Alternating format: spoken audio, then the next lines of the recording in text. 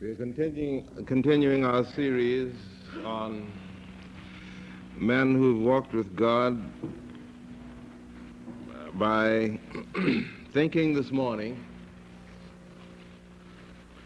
about certain of the important insights mystical insights that are to be found in Brahmanic mysticism, in an aspect of Hindu faith.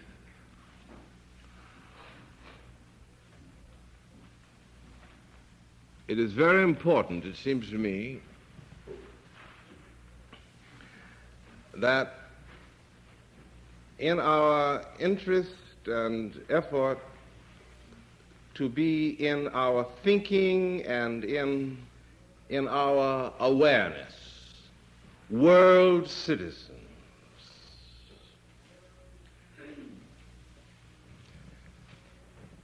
that we include in the concept itself things that are not merely political and sociological, but things which have to do with the profound level at which the genius of a people finds itself moving. I may say almost in passing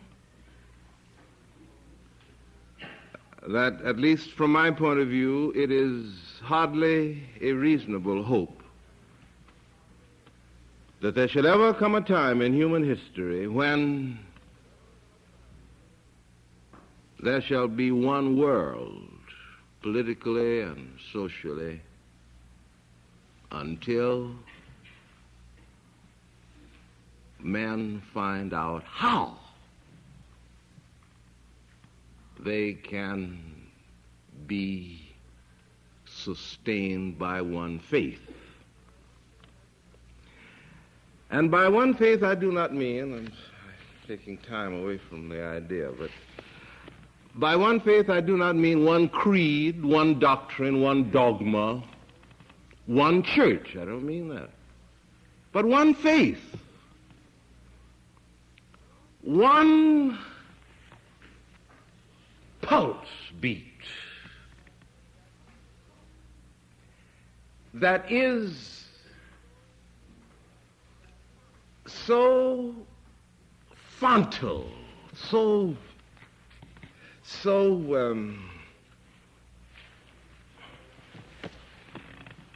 that is so basic to all of the movement of life, that it is capable of feeding all the little heartbeats and recognized as such. It takes more than a political dream and more than hunger of body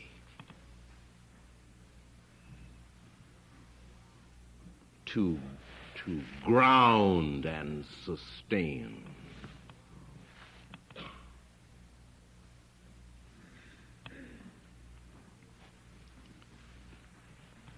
a neighborhood the size of a planet.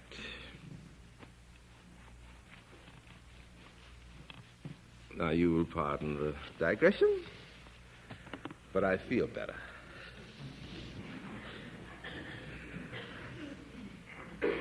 In our thinking together, then, about the Brahmanic mystics, let us bear in mind the fundamental point on which we are working, that the mystic assumes, more than that, he affirms, that all living existences are manifestations of the Creator, the creative spirit. And therefore there is within every living thing, and particularly in the human spirit, that which is identical with this Creator. And he who seeks to find it may find it within himself. Not exclusively there, but he may find it within himself. And the beyond is the within, as we shall discover when we are thinking together about Plotinus in a few weeks from now. Now, the Brahmanic mystics were not unlike these about whom we have been thinking. They felt that that all living things had within them a soul, which soul was identical with the world soul. The language is slightly different, but the principle is the same. And that one can make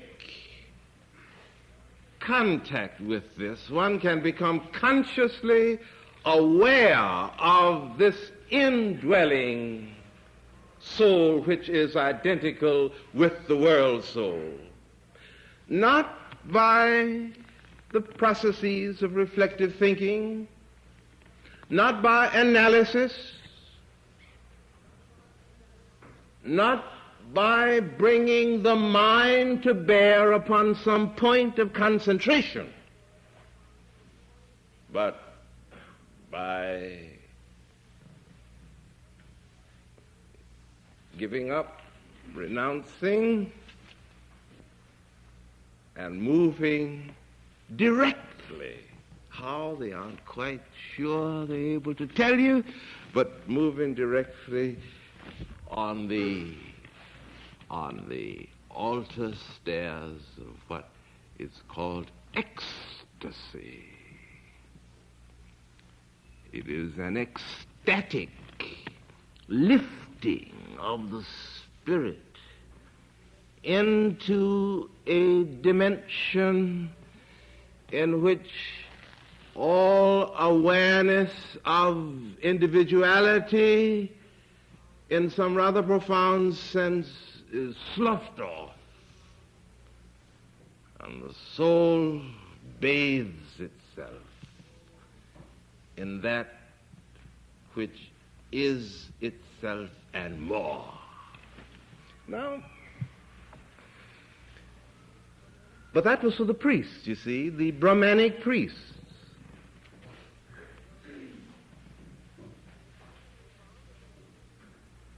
And they found that they had responsibilities, that it was all right for them as a small group with this, what shall I say, with this particular insight, with this knowledge, really, through experience, that there is this great world soul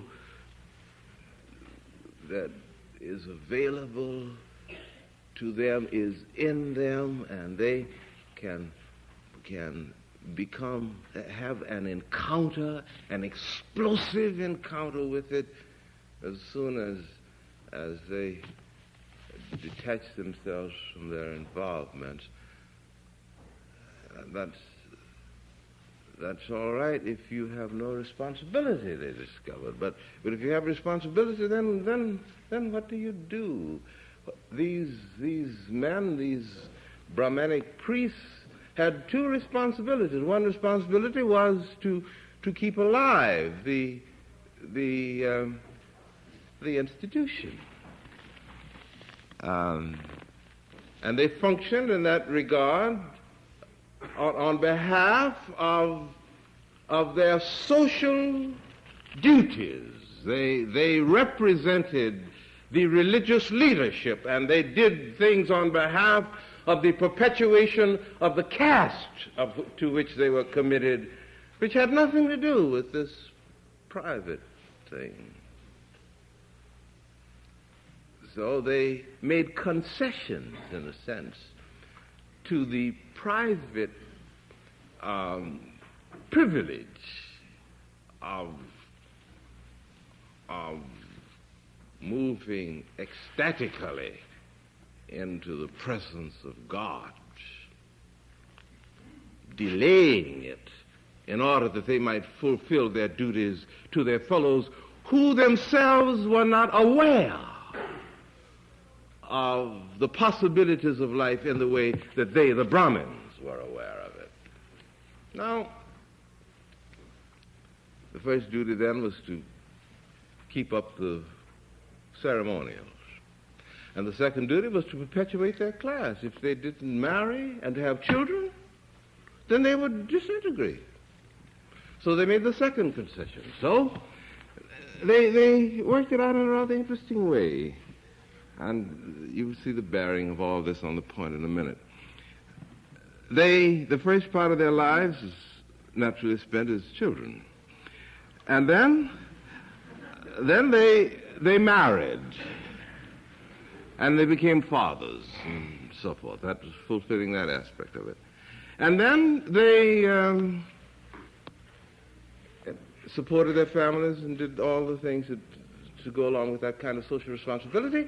And then they retired, having fulfilled their social responsibilities. They withdrew, and when they withdrew, they just gave up their affairs and lived in retirement as a kind of preparation for this fourth and final stage, which was to renounce everything and become wanderers and beggars until they had combed out of their spirits all of the urgencies towards attachment and involvement, and then the great moment, and they lifted themselves to this height and spent the last half of their lives in the fulfillment of their spiritual destiny. They did it quite mathematically. They divided the first half of their lives and then making the concessions to the social order. Then after having made these concessions and guaranteed the perpetuation of the race and the perpetuation of the caste, then having fulfilled those responsibilities, they renounced life and picked up the second half. Now, there are two problems raised by this. What about the masses of people who can't do that? Who can't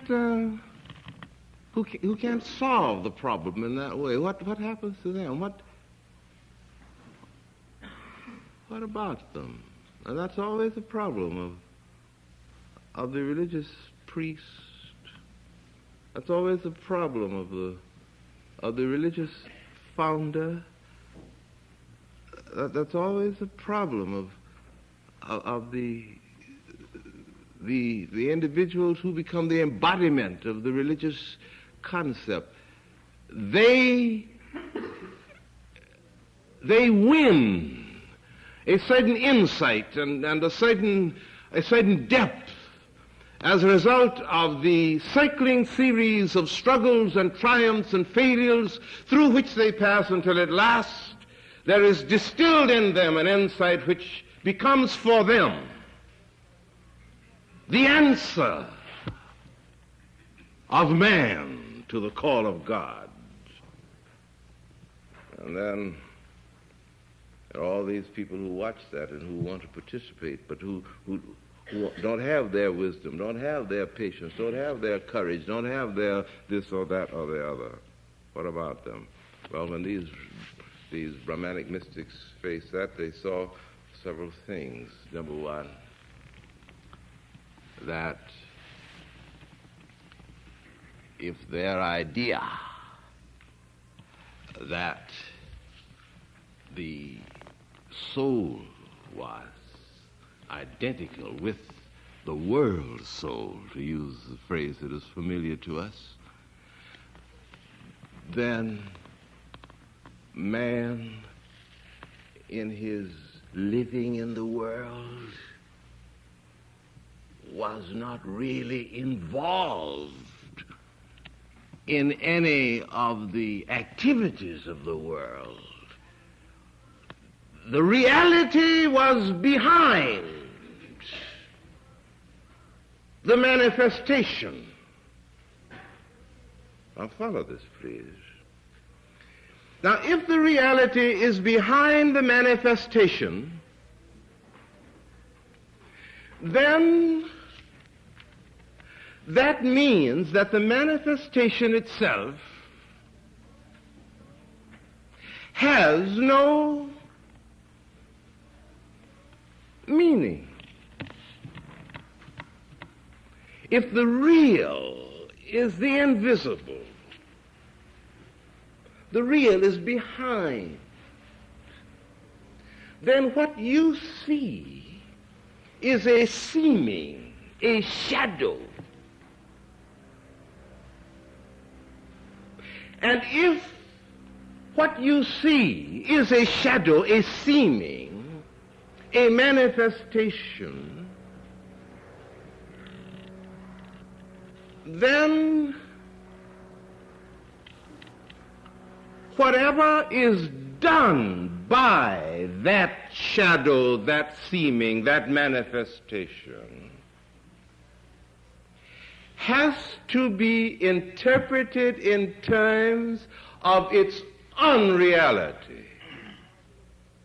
So, the truth is that the Brahmin felt then that he was above good and above evil because he was involved in union with the world soul, which union was the only reality, and anything else was an unreality. And the people said, that's all right, but we can't deal with that. We don't know what you're talking about. And that's what some of you said right now.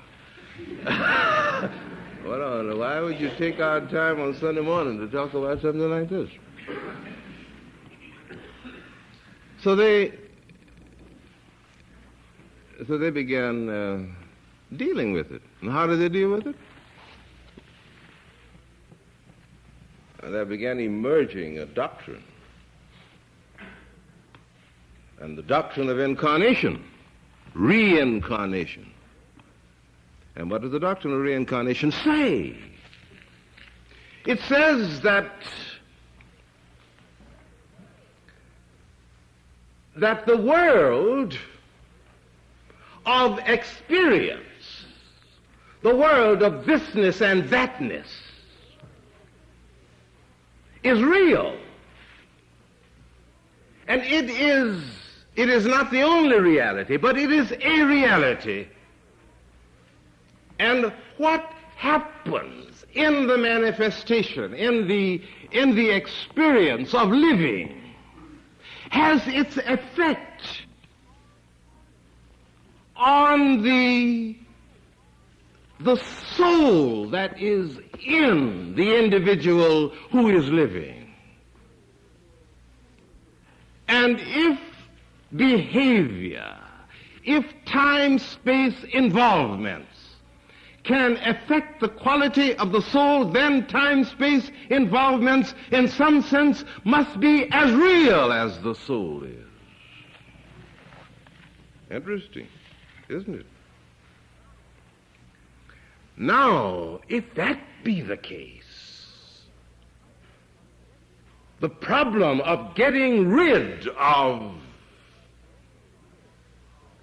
the effects of time-space involvements must of necessity be a problem that not only affects behavior, the body, but it must be something that affects the spirit, the soul, which is one in identity with the world soul.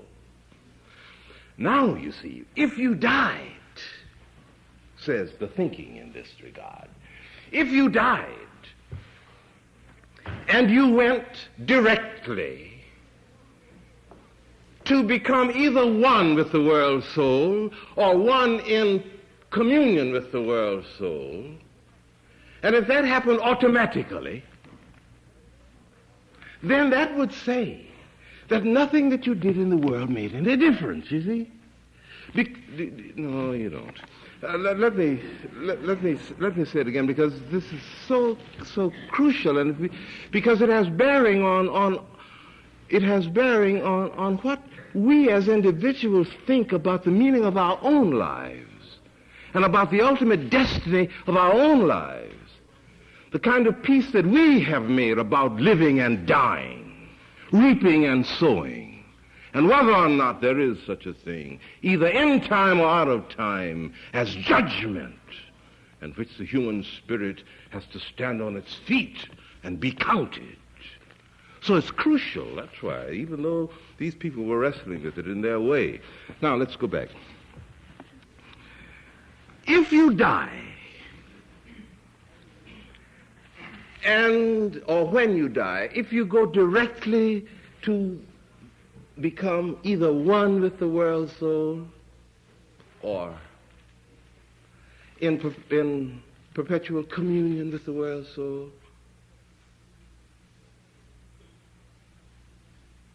and if that happens automatically,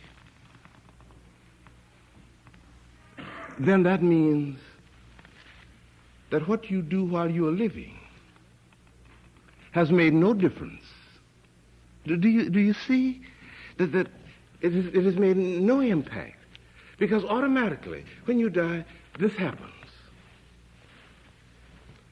Now, if that is the concept, then the religious experience cannot sustain any kind of moral or ethical enterprise.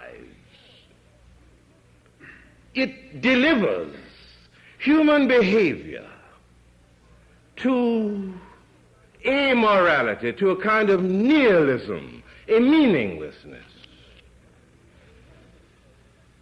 There can be no purposes, no goals, no ends, on behalf of which men are willing to live and suffer and die if need be, in order that that to which they are committed will triumph.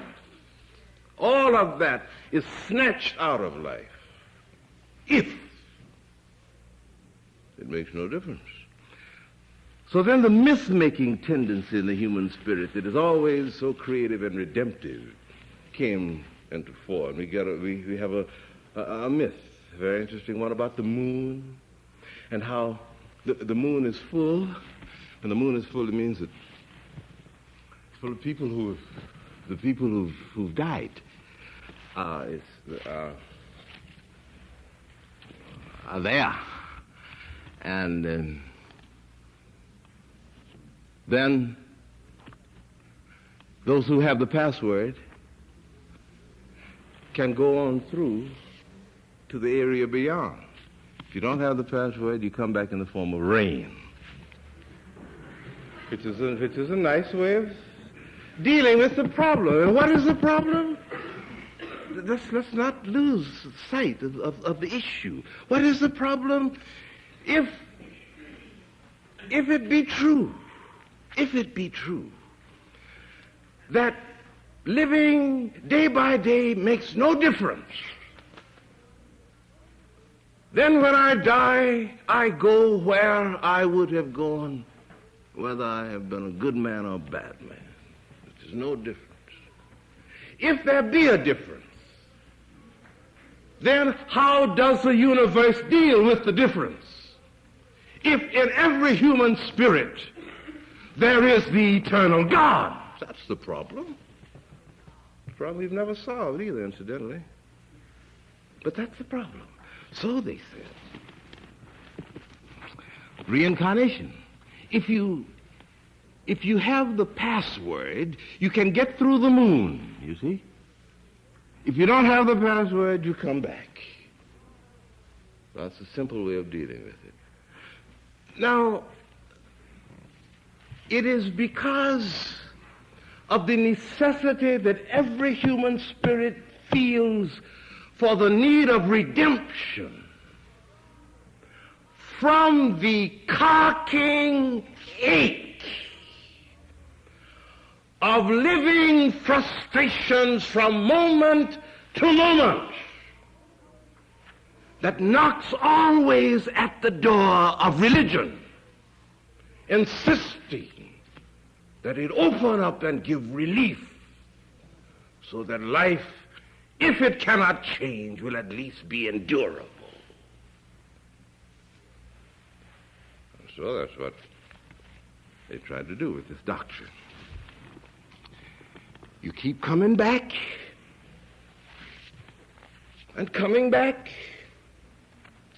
until what happens? Until all of the stain and adulteration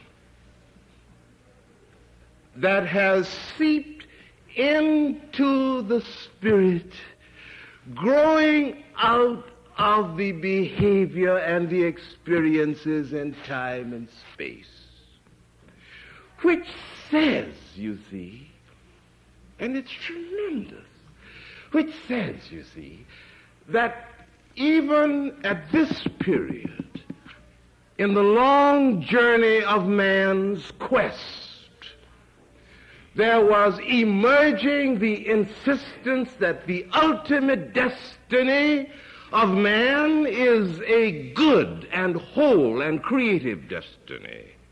That is, that because there is in man that which is identical with the world soul, then man cannot die. That's what he's saying. So he must come back again and again and again and again and again and again, until at last he learns the password and can say it and pass on beyond.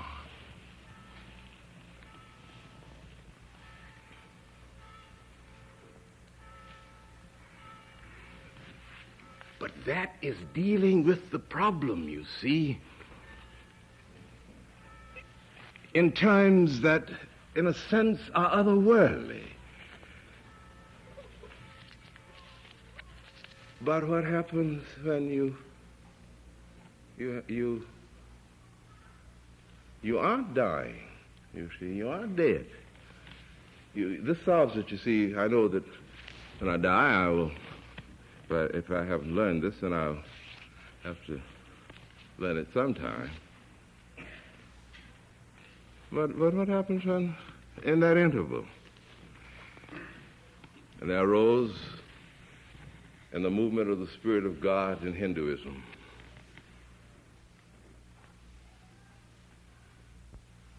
a group of people, two movements that undertook to answer, to deal with this problem. One was the Jainists, and the other, the Buddhists.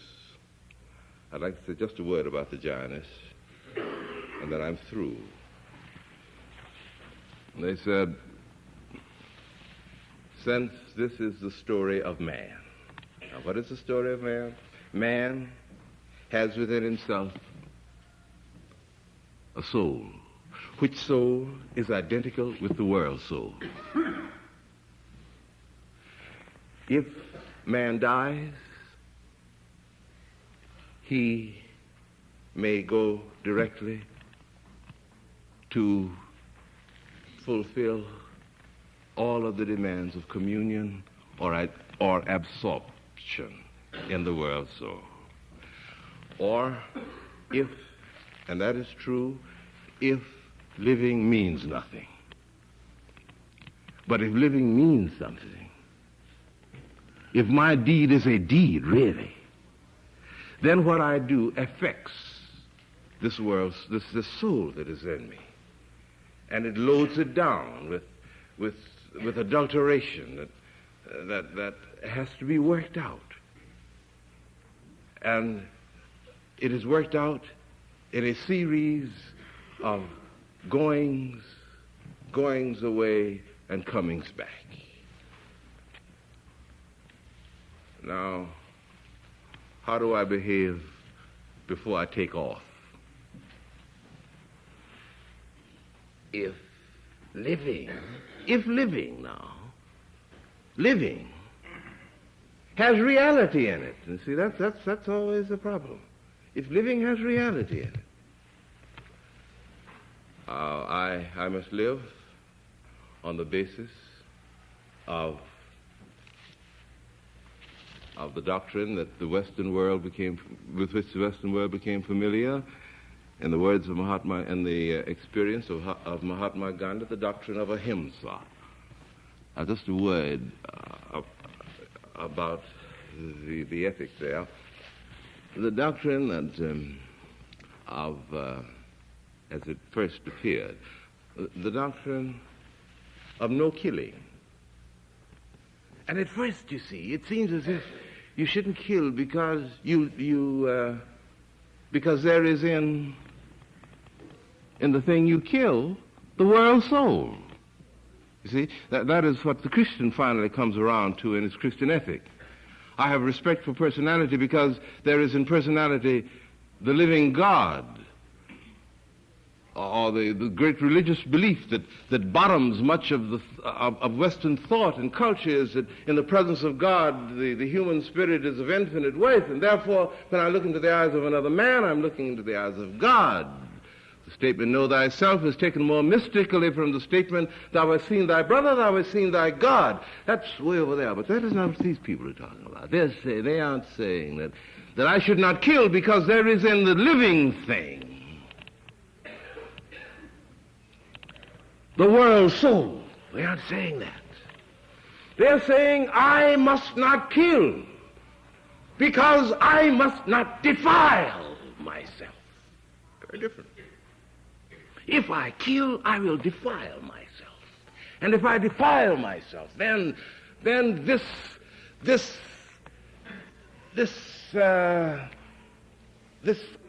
quality that is unworthy begins to invade the aspect of me that is worthful. And I become stained and contaminated and sordid and unclean. And if I become stained and contaminated and sordid and unclean, then I cannot go before his face.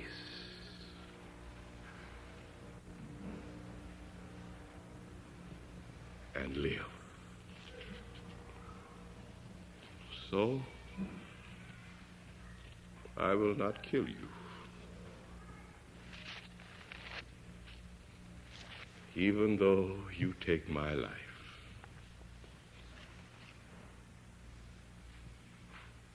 Because I cannot defile myself.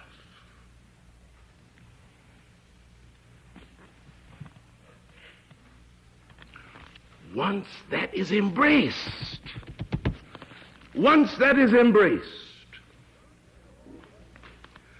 the door opens now for all levels of consideration which have to do with compassion.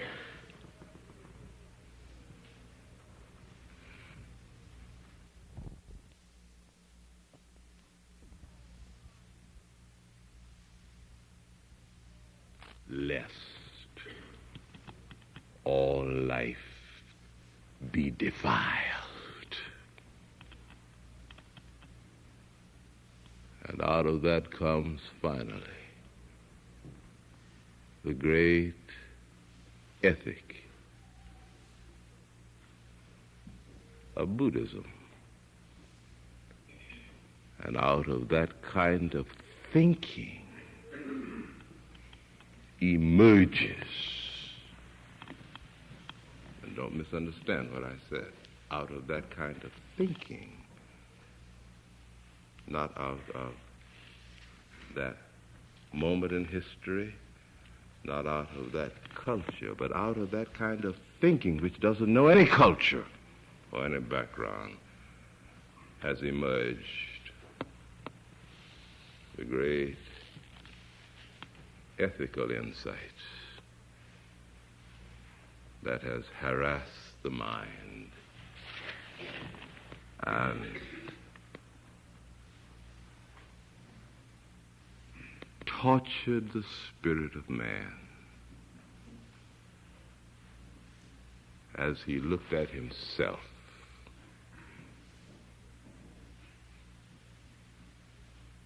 where he was and at the heights where he was destined to go. And I'm glad to recognize these struggling, nameless Hindu followers of the light for the beams which their light casts across my pathway at my point in the darkness.